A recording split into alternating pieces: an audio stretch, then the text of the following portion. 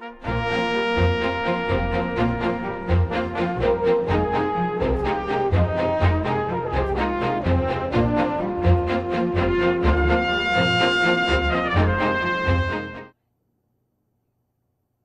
evening.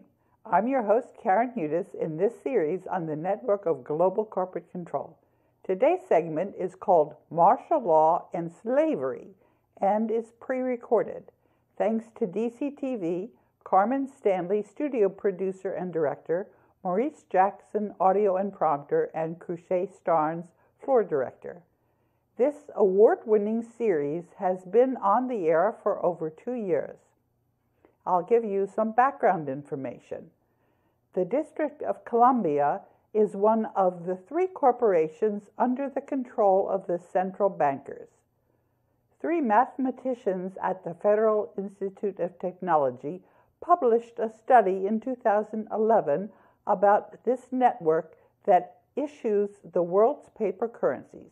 147 of the 43,000 multinational corporations control 40% of the net worth of companies in world trade and 60% of their annual earnings. Some people also call this network the One Bank because they're interlocking boards of directors. We also call them the Network of Global Corporate Control after the title that Vitali, Battiston, and Glatfelder gave their 2011 study. The network of global corporate control controls the media and influences the internet through search engines like Google. Through screenshots of the comment pages on the DCTV archives, I have shown how this network is not only trying to censor your comments, but it's also trying to create a false sense of reality. People are no longer accepting the One Bank's false version of reality that the One Bank's media outlets lie about. A new Gallup poll has found that 6 in 10 Americans say that their trust in mass media ranges from not very much to none at all. Moscow State University has a project called Chronologia, which has documented many of the lies about ancient history. The One Bank has been systematically falsifying what actually happened before 1600. One of my most popular tweets took YouTube to task for trying to replace the bilateral Mansfield Breakthrough Successor Agreement that governs the world's monetary gold reserves and other wealth, which was agreed to at the end of World War II, with the Treaty of Versailles Paris Agreement, which was agreed to in 1934. I'm the lawyer for the global debt facility that is administered by the Board of Governors of the World Bank and International Monetary Fund. I've been using the social media to communicate with the beneficiaries of the global debt facility. A critical mass of people now realize the deep corruption and lies of the One Bank. I vote the shares of the United States until the United States Constitution of 1789 goes back into force and effect. A coalition for the rule of law on the Board of Governors has decided to wind down the banking cartel in the global debt facility. This also introduces accountability to the agents of the banking cartel. Old communications, which were shrugged off with impunity, have taken on new life, such as my email to DC's mayor about the global currency reset. And this was dated on the 8th of February. And it also had a copy which went to the chief of police in Maryland County and also to the county executive in Montgomery County and also Prince George's County. I refer to my meeting of July 27, 2015 with Beverly Perry in the mayor's office. This is to inform you that the nations of the world have authorized my reinstatement. Allied Barton, that's the name of the firm that provides security for the World Bank, is required to admit me, pursuant to financial statements of the Global Debt Facility filed with the Securities and Exchange Commission, as well as an unlimited power of attorney contained in an enforceable lien against Allied Barton. Any employee of Allied Barton who refuses to admit me is terminated for insubordination. And then I signed that letter. And I also forwarded an email which was sent on the 27th of July in 2015 about our conversation to Beverly Perry again. Dear Miss Perry, thank you for meeting with me today concerning DC's largest employer, the World Bank and International Monetary Fund. The Bretton Woods institutions administer the global debt facility containing the world's monetary gold reserves, including those for the United States. The county executives of America have accepted these reserves on behalf of the United States. I'm attaching the letter dated July 21, 2015 to Mayor Bowser and County Executives Ike Leggett and Russ Schoenbaker III, as well as my letter to the countries responsible for administering the Global Debt Facility. Our allies expect the District of Columbia business environment to enable the world's monetary gold reserves to be deployed according to the decision of the Board of Governors of the Bretton Woods institutions. And I signed to that as well. The banking cartel has underestimated our ability to put the puzzle together. My job has been to sort through the pieces of information about the world's wealth in the global debt facility, to identify the stakeholders that are part of the Coalition for the Rule of Law who are carving up that insolvent network of global corporate control, and to share that information in a way that makes sense. The banking cartel never thought they would be exposed or that humanity would stand up to them. There's a lot of backpedaling going on right now, with the banking cartel trying to confuse people. So, rather than letting the banking cartel control the agenda, instead, we realize that we have all the cards in the deck, which is to say that the vast majority of the world's wealth is in our hands. We have to think clearly and unite. I reminded my social network about the banking cartel's attempt to nuke South Carolina in 2013. This document was on my computer screen when I booted up one morning. It contains old correspondence with Barack Obama's Maryland Director of Organizing for America, the European Parliament, by the way, I testified before them in 2012, and also to World Bank executive directors, to the G77, that's 134 countries, among others.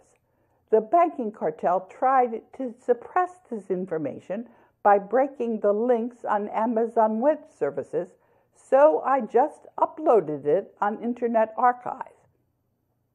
And it's called Attempt to Nuke Charleston, South Carolina. The U.S. troops, as well as Germany and Japan, understand that the United States monetary gold reserves are required for the U.S. military to defend their nations. I have informed the Coalition for the Rule of Law of my letters to Germany's and Japan's defense attachés, and that the United States is honoring its defense treaties.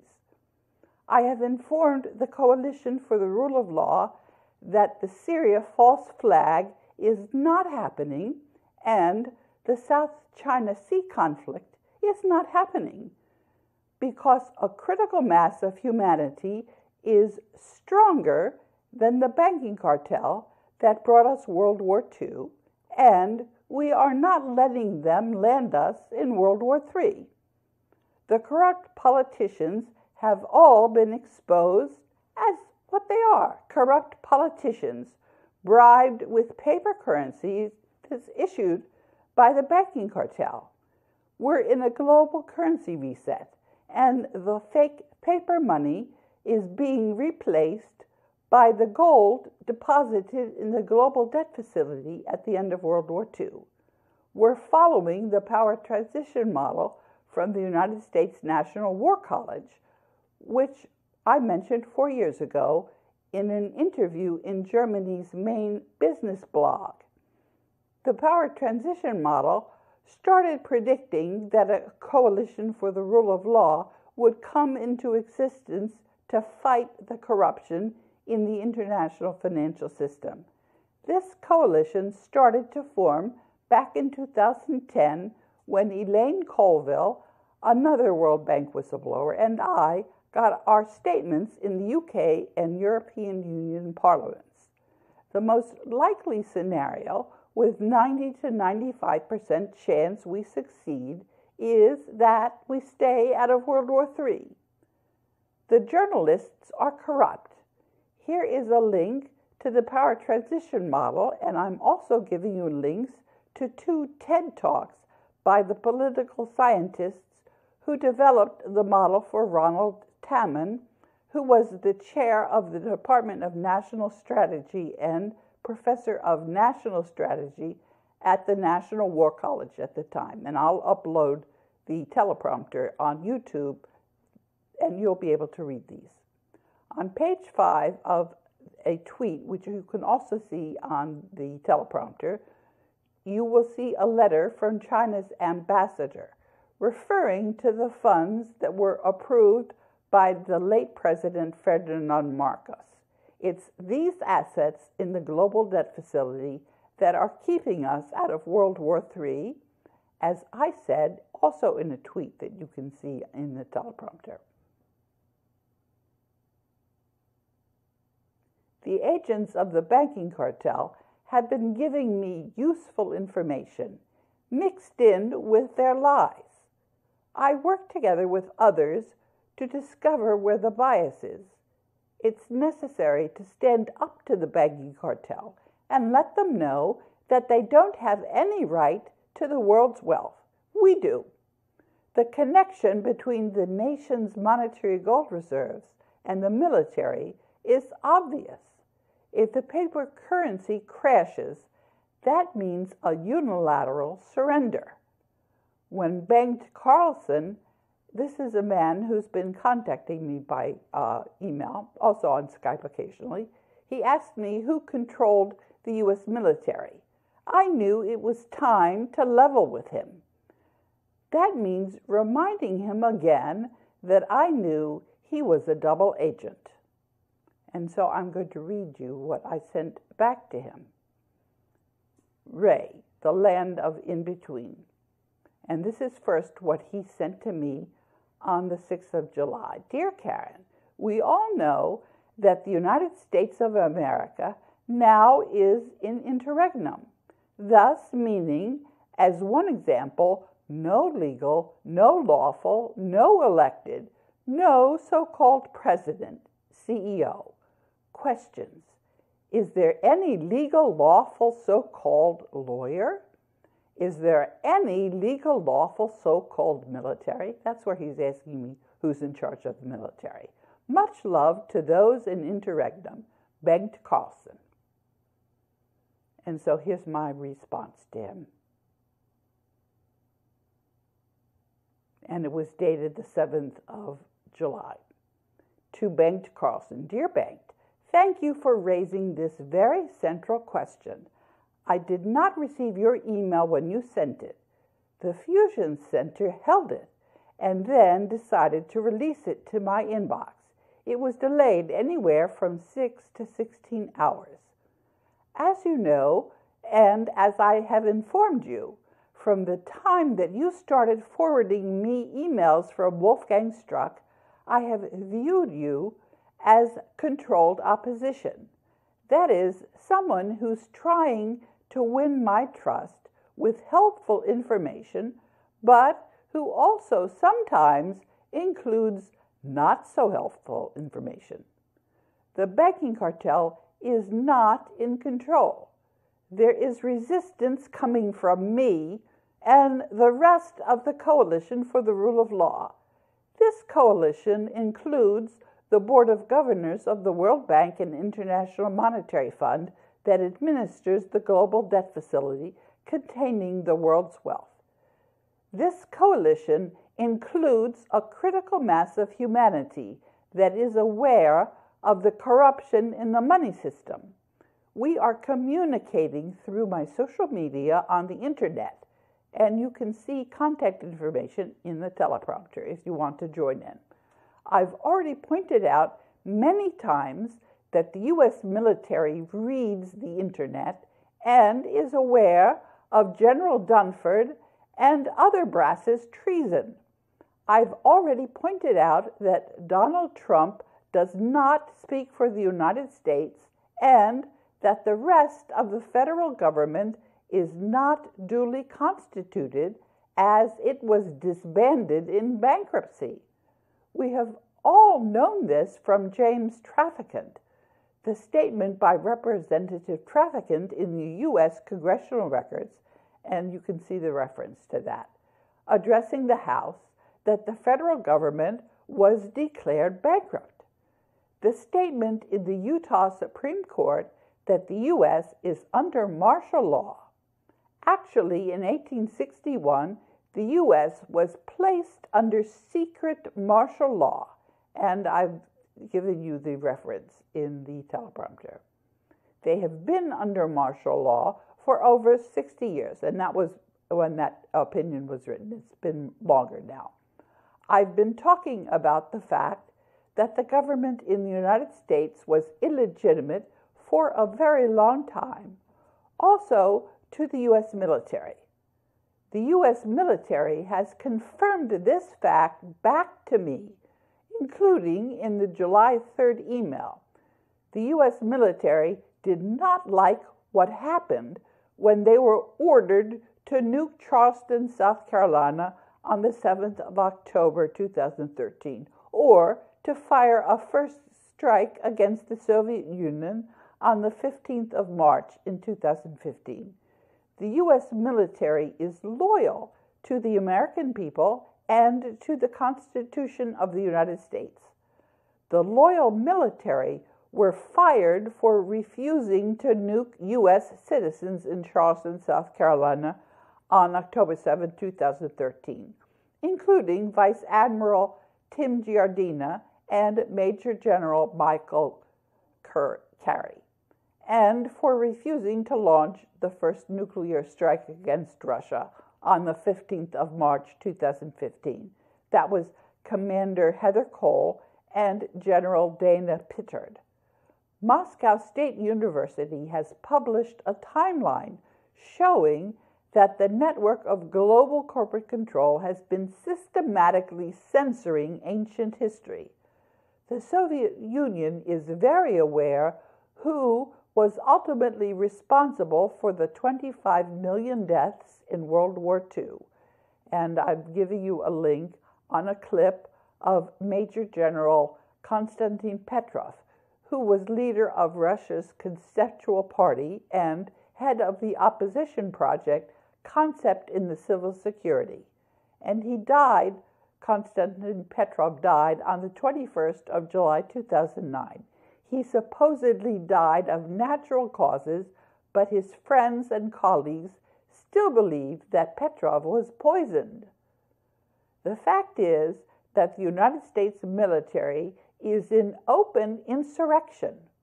The U.S. monetary gold reserves are keeping the United States military solvent and able to fulfill U.S. treaties to defend Japan and Germany. This is keeping the entire world out of World War III. And here is what another member of the U.S. Armed Forces says about what is really going on in the military. And I've got links in the teleprompter. And I'm also showing you some other background information. The DC TV show on the 6th of June 2017 mentioned that the Board of Governors of the World Bank and IMF have appointed me as the representative of the U.S. until the government of the U.S. has been duly constituted when the U.S. Constitution of 1789 goes back into force and effect under Article 5. The Organization Convention of States is being run by the banking cartel gatekeepers.